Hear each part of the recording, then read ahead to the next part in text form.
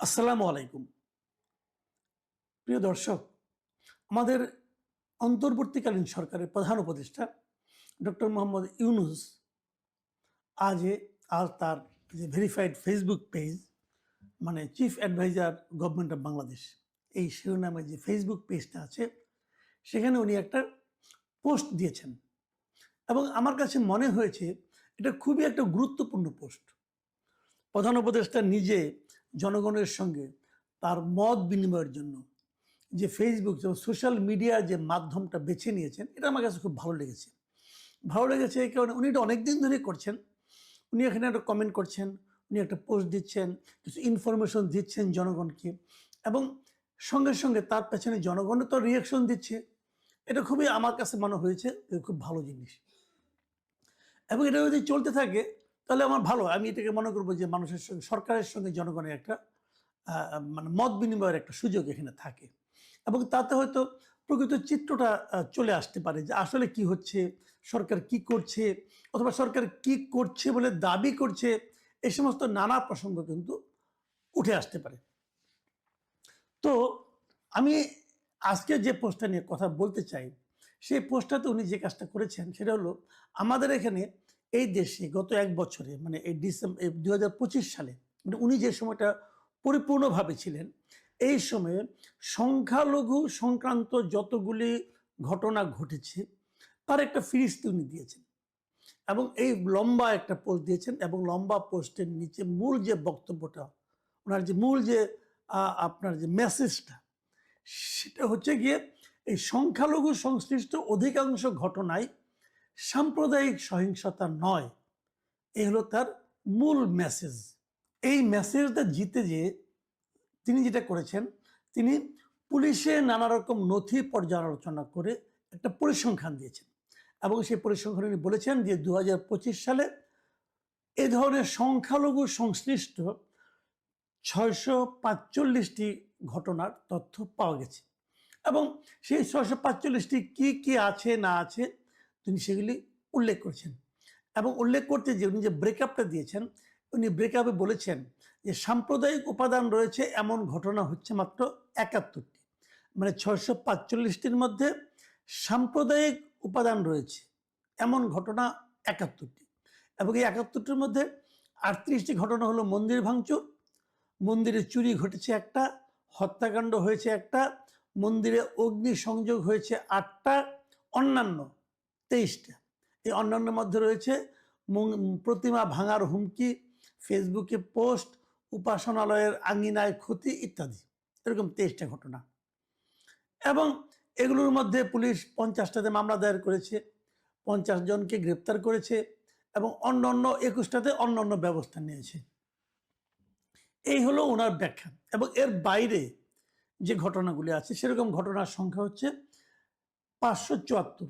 এর বাইরে মানে কি, মানে সংখ্যালঘু সম্প্রদায় সংশ্লিষ্ট ঘটনা, মানে কোনো একজন হিন্দু ব্যক্তিকে ধমক দেওয়া হয়েছে, হিন্দু ব্যক্তিকে মারা হয়েছে, এরকম ঘটনার কথা পুলিশের হিসাবে উনি উল্লেখ করেছেন, সেরকম আছে হলো 574টা।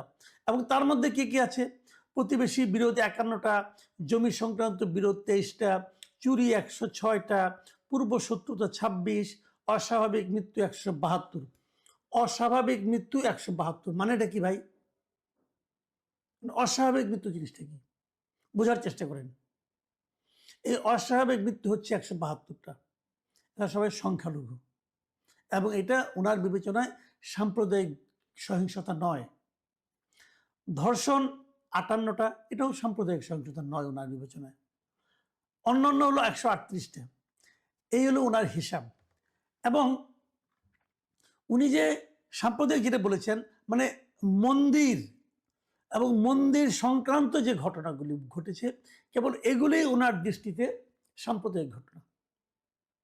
মানে এই ব্যাখ্যা শুনলে না, মানে আমি মানে কি বলবো, পৃথিবীর যে কোনো লোক এই ব্যাখ্যা শুনলে পরে তার ভিমরি খাবে। যে মন্দিরে আক্রমণ না হলে, মন্দির সংশ্লিষ্ট ঘটনা না হলে, সেটাকে উনি সাম্প্রদায়িক ঘটনা বলছেন না। একটা হিন্দুকে আপনি মেরে আগুন দিয়ে জ্বালিয়ে দিবেন, এটা সাম্প্রদায়িক ঘটনা নয়। এটা কি ভাই? একটা মুসলমানকে পোড়াতে পারতো? একটা মুসলমানকে মেরে আগুন দিয়ে পোড়ানো সম্ভব? হিন্দু বলেই সম্ভব। এটা ওনার কাছে সাম্প্রদায়িক ঘটনা মনে হয় না। তো উনি সাম্প্রদায়িক ঘটনার ডেফিনিশনই তো বুঝেন না। ভদ্রলোক আবার শান্তিতে নোবেল টোবেল পেয়ে গেছেন, বেশি কিছু বলা যাবে না। ওনাকে যারা এই তথ্যগুলি দিয়েছেন তাদেরকে আমি জিজ্ঞাসা করতে চাই, আপনার সাম্প্রদায়িকতার অর্থ বুঝেন ভাই? অর্থ বুঝেন? মানে অস্বাভাবিক মৃত্যু হচ্ছে হিন্দুদের, স্বাভাবিক মৃত্যুতে কোনো সমস্যা না, অস্বাভাবিক মৃত্যু হচ্ছে, এটা সাম্প্রদায়িকতা না। তারপরে আপনার হত্যাকাণ্ড হচ্ছে, সাম্প্রদায়িকতা না, এটা কিছু হলো। আপনি একজন লোককে জমি সংক্রান্ত বিরোধে একটা হিন্দু পরিবারকে বাড়ি থেকে উচ্ছেদ করলেন, এটা সাম্প্রদায়িকতা না? তার জমি দখল করলেন, এটাও সাম্প্রদায়িকতা না? ওই লোকটা যদি হিন্দু না হতো তাহলে পারতেন এটা করতে? যাই হোক, আমি আর বেশি কিছু বলতে চাই না। উনি মুরব্বী মানুষ, বয়স্ক মানুষ, তাই ওনাকে আর এত বেশি কিছু বলতে চাই না। আমি কেবল এই ওনার যে পোস্টটা আছে, এই পোস্টের নিচে যে কমেন্টগুলো আছে, অনেকগুলো কমেন্ট ওখানে পড়েছে, এবং সেই কমেন্টের কথা শুনলে আপনারা অবাক হয়ে যাবেন। 466টা কমেন্ট পড়েছে যখন আমি দেখছি, মানে ওনার এই পোস্ট দেওয়ার 5 ঘন্টার মাথায় 466, এবং 49টা এটা শেয়ার হয়েছে, এবং 2300 আপনার বিভিন্ন রকম রিয়াকশন দেখা গেছে। কেউ হাহা দিয়েছেন, কেউ লাভ দিয়েছেন, কেউ লাইক দিয়েছেন, এগুলো দিয়েছেন। ওটার আমি আর মানে আপনার বিস্তারিত বিশ্লেষণে যাচ্ছি না। আমি কেবল ওনার এখানে যে কমেন্টগুলো পড়েছে, আমি সেখান থেকে কিছু কমেন্ট আপনাদেরকে আমি পড়ে শোনাতে চাই। সেগুলো শুনলে আপনি বুঝতে পারবেন মানুষ ওনার এই পোস্টটাকে কিভাবে নিয়েছেন। এবং আমি যেগুলো পড়ছি সেগুলি সবই যে হিন্দুদের তা না, দু একটা মুসলমানেরও আছে, বাট হিন্দুদেরই বেশি। হৃদয় রায় নামে একজন লোক লিখেছেন, একজন নোবেল জয়ী সরকারে থাকার পরও কেন 38 মন্দিরে ভাঙচুর হবে। আবার রাজীব সরকার লিখেছেন, মন্দির ভাঙছে কাশেম, মামলা হয়েছে আবুল নামের আওয়ামী লীগ নেতার নামে। কাশেম পুনরায় আরেকটা মন্দির ভাঙার প্ল্যান করছে আরেক আওয়ামী লীগ নেতার নামে মামলা দিবে বলে। বিষয়টা দাঁড়ালো কি? বিদ্যুৎ মণ্ডল লিখেছেন, একটাও বিচার হবে না, কারণ রাষ্ট্র নীরব ভূমিকা নিয়েছে। সংখ্যালঘুরা কিছু বললেই রাষ্ট্রদ্রোহী হয়ে যায়, ভারতে দালাল হয়ে যায়, ও রয়ের এজেন্ট হয়ে যায়। অথচ 1200 টন ইলিশ রপ্তানি হয় এখন। মোহাম্মদ নাজমুল হাসান লিখেছেন, 1600-র বেশি মব ভায়োলেন্স হয়েছে, একটারও বিচার হয়নি, মামলাও হয়নি। কাকু শুধু ফেসবুকে লম্বা লম্বা পোস্ট দেয়। সোহাগ দাস লিখেছেন, সংখ্যালঘুদের মধ্যে যদি একজনও বিচার পেয়ে থাকে জানাবেন। উনি কিন্তু চ্যালেঞ্জ করলেন, একজনও সংখ্যালঘুকে বিচার পেয়েছে তার উপর ঘটে যাওয়া অত্যাচারে?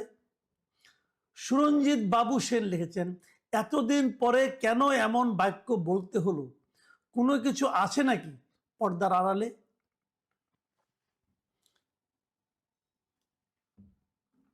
ফ্লুটিস্ট বকুল রায় তিনি লিখেছেন, উনি একটু ডিটেল লিখেছেন, এটাই আমি শেষ মন্তব্যটা একটু পড়তে চাই, যে ডক্টর ইউনূস যে একজন মিথ্যুক এটার প্রমাণ তিনি নিজেই দিলেন।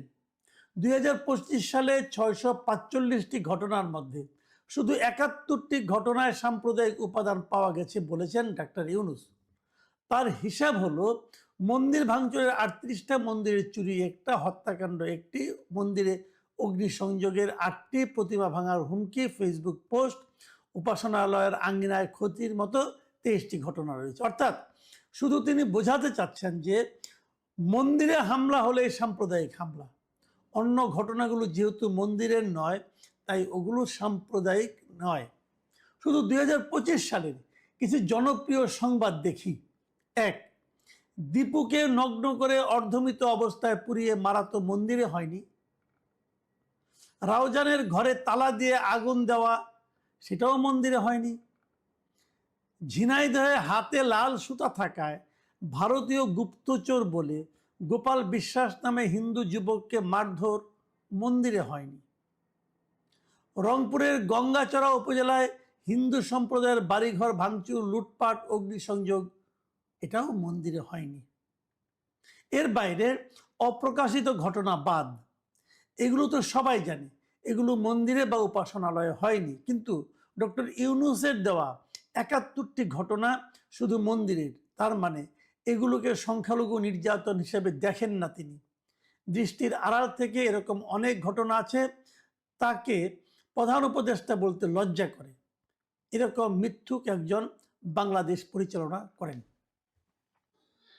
এই যে বক্তব্যটা আমি পড়লাম, আমি জানি এখানে আবেগ আছে অনেক কিছু, কিন্তু আমার কথা হলো যে ডক্টর ইউনূসের এই তালিকাটা, ওনার নিশ্চয়ই একজন অ্যাডমিন আছেন, উনি তো এগুলি প্রচার করেন। এই অ্যাডমিনের মেধা এবং এই অ্যাডমিনের কাণ্ডজ্ঞান সম্পর্কে আমার একটু সন্দেহ হচ্ছে। উনি কি ডক্টর ইউনূসকে মানুষের কাছে হাস্যকর করে তোলার জন্য এই পোস্ট দিয়েছেন? এই পোস্ট তো দুনিয়ার সবাই দেখবে, বিদেশের লোকজন দেখবে। তারা যখন দেখবে যে মন্দিরে আক্রমণ না হলে ডক্টর ইউনূস সেটাকে সংখ্যালঘু নির্যাতন বলে মনে করেন না, তারা কি ভাববে? আমি ডক্টর ইউনূসকে প্রশ্ন করি, আপনি এগুলি কাদেরকে রেখেছেন আপনার এই সমস্ত কাজ করার জন্য? নাকি এটা আপনিই দিয়েছেন? আমি জানি না। আপনি এত মানে এতটা মানে কম বুদ্ধিসম্পন্ন আপনি হবেন এটা আমি ভাবতেই পারি না। নিশ্চয়ই কাউকে না কাউকে দায়িত্ব দিয়েছেন। এই লোকগুলি তো আপনাকে ডুবাচ্ছে ভাই।